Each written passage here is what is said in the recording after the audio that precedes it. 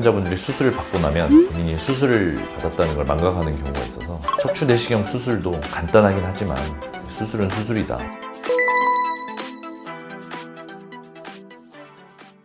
안녕하세요. 닥터김의 척추연구 청담메디슨 송도병원 대표원장 김명훈입니다.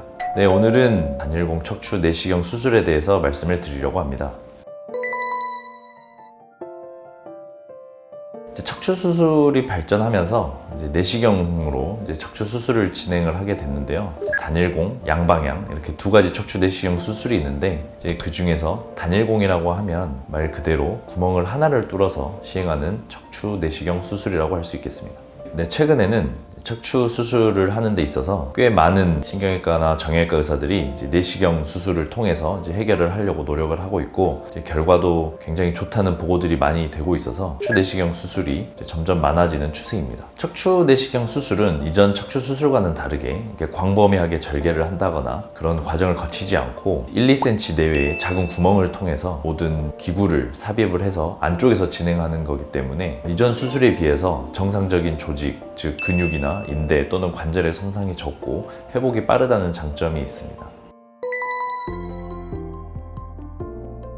네, 단일공 척추 내시경 수술은 기존에 했던 척추 수술을 대부분 다 시행을 할 수 있습니다. 최근에는 척추 유압술도 얼마든지 단일공 내시경을 통해서 진행을 할 수가 있습니다. 단일공 척추 내시경 수술의 과정을 간단하게 설명을 드리면 피부에 1.5cm 정도 절개를 가하고 긴 대롱 형태의 내시경을 이렇게 집어넣게 되는데 근육을 박리를 하거나 제거를 하지 않고 조그만 사이즈의 막대기부터 이렇게 집어넣고 점점 근육을 바깥쪽으로 밀어내는 형태로 해서 긴 대롱을 계속 큰 사이즈로 바꿔가면서 집어넣고 어느 정도 공간이 확보가 되면 안쪽으로 내시경을 집어넣게 되는데 그러면 정상적인 근육을 이렇게 제거하는 과정을 생략을 하고 뼈 위로 내시경 위치를 할 수 있게 돼서 그 안쪽에 있는 병변을 바로 직접 타겟을 할 수가 있는 장점이 있습니다. 그래서 피해를 최소화할 수 있다는 장점이라고 이해를 하시면 되겠습니다.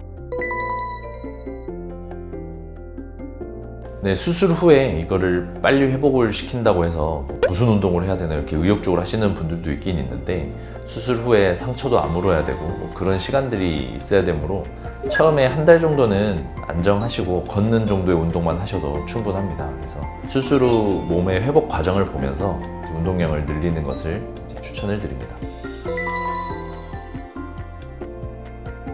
척추 내시경 수술은 기존 척추 수술에 비해서 굉장히 회복이 빠르고 큰 부담이 되지 않는 수술입니다. 그래서 꼭 수술이 필요하신 분이라면 통증에 오랫동안 고통받으면서 고민하지 마시고 수술을 고려를 하는 것도 나쁘지 않은 방법이다 말씀을 드리시고요. 또 한 가지는 그렇기 때문에 환자분들이 수술을 받고 나면 본인이 수술을 받았다는 걸 망각하는 경우가 있어서 척추 내시경 수술도 간단하긴 하지만 수술은 수술이다. 수술의 관리도 중요하다.